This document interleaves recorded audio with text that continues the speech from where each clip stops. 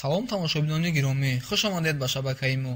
имрӯз мо бо шумо дар масъалаи чӣ гуна дар аэропорт рафтор намудан суҳбат мекунем.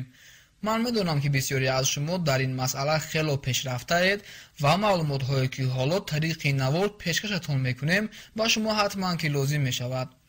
аз шумо эҳтиромона хоҳиш менамоем ки ҳатман он ҳолатҳое ки ба шумо дар аэропорт рух дода буд ва чӣ гуна аз он ҳолат баромадед дар комментария нависед. инчунин шумо метавонед саволҳоятонро низ дар комментария нависед ва мо ҳатман тариқи як навор ба ҳамаи ин саволҳои шумо ҷавоб хоҳем дод. хуб, билетро намедонам тариқи интернет ва ё аз авиакассаҳо харидаему. акнун чанд рӯз аст ки фикрҳои гуногун аз сарамон дур намешавад. инак рӯзи парвоз ҳам фаро расид, сумкаҳо тайёр ва акнун шуморо фикри дигаре ба сар меояд. дар аэропорт ба ман чӣ мешуда бошад? ба кормандони он ҷо чӣ гуна суҳбат намоям? оё кормандони он ҷо бо ман дағалӣ мекарда бошанд? оё ҳамаш ба хубӣ мегузашта бошад? дӯстони азиз, бас аз фикри бисёр кардан шумо пас аз тамошои ин навор ҳатман аз уҳдаи ҳамаш ба осонӣ мебароед. акнун дар билетҳои шумо танҳо вақти парвози самолёт нишон дода мешавад ва дониста бошед ки регистратсия ками кам 40 дақиқа ва ё 50 дақиқа пеш аз парвоз ба анҷом мерасад. масалан, агар парвоз соати 10:00 бошад, регистратсия соати 9:20 тамом мешавад. пас шумо бояд 2 ё 3 соат пеш аз регистратсия он ҷо бошед. инро қариб ҳамаи шумо аллакай медонед. агар шумо аз хориҷ ба кишвар сафар карда истода бошед, ҳатман дарозии роҳу баъзе мушкилиҳои онро ба мисли пробкаҳою аз пробка ҳам бадтар нозирони роҳро низ бояд фаромӯш насозед. дар сурати аз парвоз дер мондан пули билети шуморо 25%-ашро ҳамчун ҷарима мегиранду боқимондаашро бармегардонанд ва дониста бошед ки баъзе аз авиакомпанияҳо ҳастанд ки танҳо вынуждени возврат доранд. возврат кардани билет ду намуд мешавад: доброволӣ ва вынужденӣ. хуб, каме маълумот дар бораи ин ду намуди возврат. доброволни возврат ин аст ки шумо бо хоҳиши худ билетро месупориду пули билети шуморо вобаста ба наздикшавии рӯзи парвоз камеашро ҳамчун ҷарима мегиранду боқимондаашро медиҳанд. вынуждени возврат ин аст ки мусофир бемор мешавад ё ба мисли запрет выезд ягон ҳолатҳое рух медиҳанд ки ӯро дар аэропорт аз парвоз мегардонанд. инҷо пули шуморо бе ягон ҷарима пурра бармегардонанд. инро мегӯянд вынуждени возврат. боз ҳастанд ҳолатҳое ки мусофирро аз парвоз мегардонанд барои ягон гуноҳаш ва ин вынуждени возврат ҳисоб намешавад. ширкатҳои сибирская авиалиния ва ютер ки дар аэропортҳои мо ба мусофиркашонӣ машғуланд, доброволни возврат надоранд. яъне агар бо омадани ягон мушкилӣ парвоз кардан нахоҳӣ, билети шумо ҳамту сӯхта меравад, пули шуморо возврат намедиҳанд. ширкатҳои Somon Air, Tojik Air ва Uralskaya авиалиния билетҳои шуморо ҳар вақт ки хоҳед возврат карда медиҳанд, албатта ки бо як миқдор ҷаримаи муайян кардаи худашон. акнун дар даромади аэропорт шуморо металла детектор ё ин ки металла искател интизор аст. шумо он ҷо бояд ҳамаи ашёҳои оҳан доштаатонро ба сабад гузоштаю худ аз дохили он гузаред. сумкаатонро ба лентаи худ ҳаракаткунанда мегузоред ки он ҳам барои бехатарӣ сканер мешавад. шумо кӯшиш намоед калид, кашилёк ва ҳатто телефонатонро низ дар сумкаи ручной клад гузоред.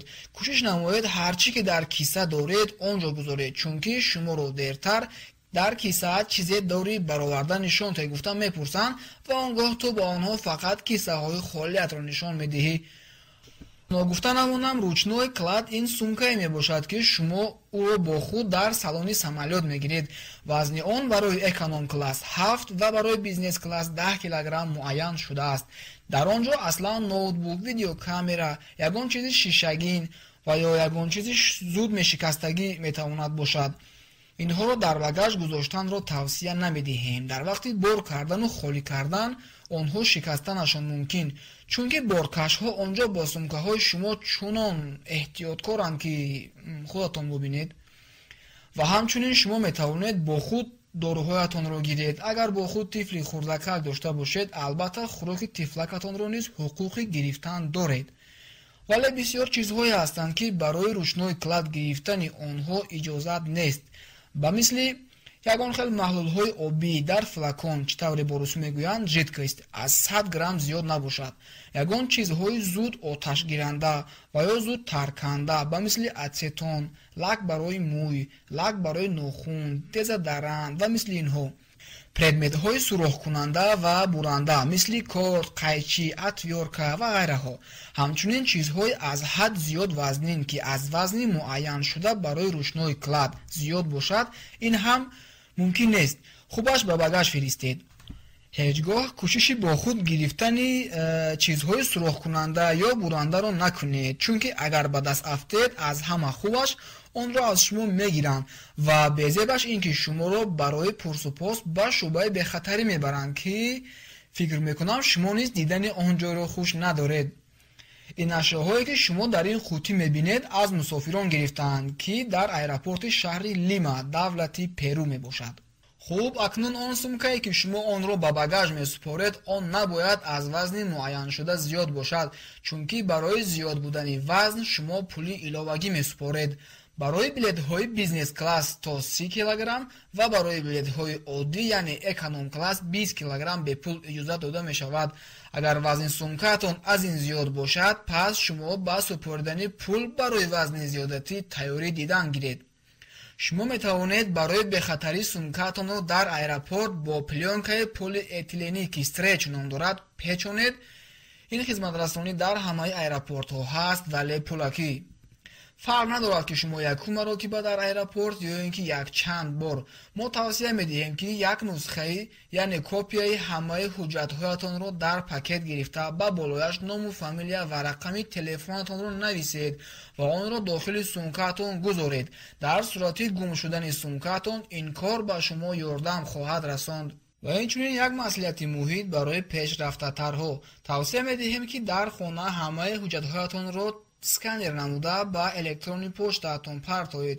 то кадом дараҷа фоида доштани ин корро аз ҳуҷҷатгумкардаҳо пурсед. акнун сар мешавад регистратсия. шумо бояд таблои электрониеро ёбед. пас аз он ҷо рақами рейси худро мекобем ки дар он ҷо ҳамааш навишта шудааст. масалан соати саршавии регистратсия, рақами стойка ва ҳамаи маълумотҳо. агар регистратсия сар шуда бошад, зуд ба назди стойка, он ҷое ки билети шуморо бо пасадочни талон иваз мекунанд. шумо метавонед хоҳиш намоед ки шуморо дар ҷойҳои мехостагиатон ҷой диҳанд, масалан дар назди тиреза. агар шахсоне ки метарсанд метавонанд дар коридор хоҳиш кунанд. шахсони қадбаланд барои роҳаттар буданашон метавонанд назди аварини входро хоҳиш намоянд. он ҷо роҳаттар аст. ва агар шумо ягон маҳсулоти муҳлатгузашта хӯрдаеду каме худро нороҳат ҳис мекунед, метавонед ана ин ҷойро хоҳиш намоед, масалан наздиктар ба. ва агар шумо бо худ тифлаки хурдакак доред, метавонед хоҳиш кунед то бенавбат аз регистратсия гузаред. пас сумкаҳои шуморо бармекашанд ва ҳам дар билети шумо ва ҳам дар сумкаатон рақамеро мечаспонанд. шумо ҳатман нигаред ки рақами дар билети шумо часпонда шуда бо рақами дар сумкаатон часпонида як хел бошад, то ин ки сумкаатон бо дигар кас иваз нашавад. пас аз гузаштан аз регистратсия шумо аз назорати сарҳадчиён яъне таможенная охрана мегузаред. ин аз ҳама тафтиши калон пеш аз парвоз мебошад. онҳо аз ту мепурсанд оё ту ягон чизи таърихӣ, пули зиёд, чизҳои қиматбаҳо, яроқ ва мисли инҳоро бо худ дорӣ. дар бисёр ҳолатҳо ҳам мепурсанд ва ҳам мекобанд. агар ин гуна ашёҳоро дошта бошед, ҳатман онро дар декларатсия пур намоед, чунки дар сурати доштану пур накардани он, агар сарҳадчиён огоҳ шаванд, ин мусофирро барои вайрон кардани қонун оқубати нохуб интизор аст. агар не, пас пур кардани декларатсия ба шумо дахл надорад ва марҳамат ба коридори сабз. ин коридор барои онҳоест ки декларатсия надоранд. декларатсия пур мекардагиҳо марҳамат ба коридори сурх. шумо акнун охирин монеа паспортни контролро мегузаред. он ҷо паспорт ва пасадочни талони шуморо тафтиш мекунанд. пас аз гузаштан аз паспортни контрол шуморо ба зал ожидания посадки яъне зали интизоршавии парвоз равон мекунанд. акнун шумо ин ҷо роҳаттар бошед, тамошо кунед ин ҷои зеборо. дар ин ҷо шуморо мағозаҳои дюти фри интизор аст. он ҷо ҳар чӣ ки дил мехоҳад меёбед, вале бо нархи кайҳонӣ. фақат парвозро фаромӯш насозед. пас аз эълони парвоз ба назди корманди аэропорт ки мусофиронро ба самолёт мебарад омада пасадишни талонро нишон медиҳед ва шояд паспортро ҳам. акнун шуморо то самолёт ё тариқи автобус мебаранд ё тариқи роҳрави махсус ки самолётро ба аэропорт мепайвандад.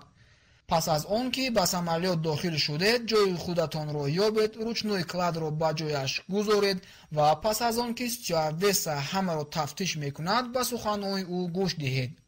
онҳо ба шумо мефаҳмонанд ки чӣ тавр ва кай тасмаи бехатариро бояд баст, кай бояд кушод, мефаҳмонанд ки дар ҳолатҳои ғайри чашмдош чӣ гуна бояд буд ва ё дар ҳолатҳои фавқулода. дастурамал оиди ҳолатҳои фавқулода дар ҷайби ҳар як кресло аз тарафи пушташ гузошта шудааст.